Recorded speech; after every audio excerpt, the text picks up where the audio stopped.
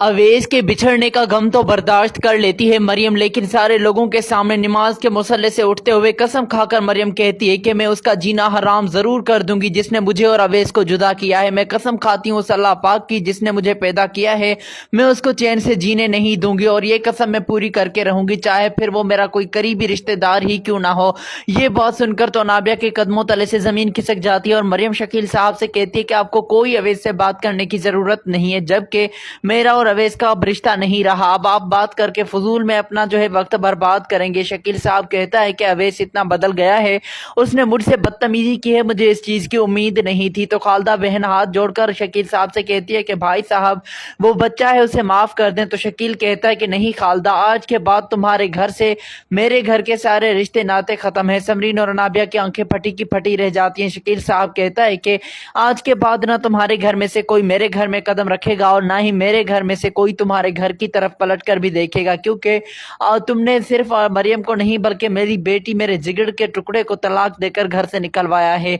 ये बात सुनकर खालदा जो है वो मरियम के सामने आती है, लेकिन मरियम कहती है कि इनसे क्या गिला शिकवा, मुझे शिकवा ना अवैस से है ना खालदा से है, मुझे शिकवा उस शख्स से है जिसने अवैस के कान भरे हैं और मैंने कसम उठा ली है उसका जीना हराम ना किया तो मेरा नाम भी मरियम बदल कर रख दिया जाए। मरियम की ये बात सुनकर अनाबिया कमरे में तालियां बजाते हुए अंदर जाती है, लेकिन मरियम कहती है कि एक बात कान खोल करके सुन लो अनाबिया, अब तुम्हारी उल्टी गिनती शुरू हो चुकी है। तुम्हारा जीना हराम करने के लिए मैं भी अब बैठ गई हूँ। पहले मैं तुम्हारे सामने सब्र का जो है पैमाना दिखाती थी और मैं अपनी सब्र करके सारी चीजें बर्दाश्त करती थी, लेकिन अब सब्र से काम नहीं चलेगा। तुमने मुझसे मेरे मोहब्बत, मेरे शोहर को छीना है तो तुमसे तुम्हारा सब कुछ छीन लूंगी। तुमने ही ये कान भरे हैं अवैस के और मुझे वो पता चल चुका है।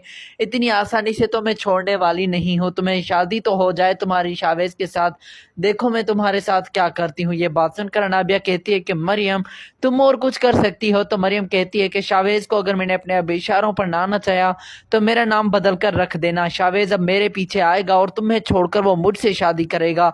ये बात सुनकर अनाबिया कहती है कि इतना घमंड, इतनी तो तुम अच्छी भी नहीं हो, तुम्हारी जैसी बहन टाइप लड़कियों को शावेज घास भी नहीं डालता। तो मरियम हंसते हुए कहती है कि सुल्ताना आंटी को तुम नहीं जानती, उसके दिल में अगर मैंने अपने लिए मोहब्बत पैदा कर दी तो तुम देखो कि कैसे तुम्हारा रिश्ता तोड़कर मेरे साथ शावेज का रिश्ता जोड़ दिया जाता है। और अब तो बाबा साहब की भी मैं कोई बात नहीं सुनूंगी, उनकी इज्जत रखने की खातिर मैंने अवैस से शादी कर ली और मैंने सब कुछ देख लिया, लेकिन अब तो सारी चीजें जवाब दे चुकी हैं और अब तुम्हारी ये भूल है कि मरियम पहले वाली मासूम मरियम रही है।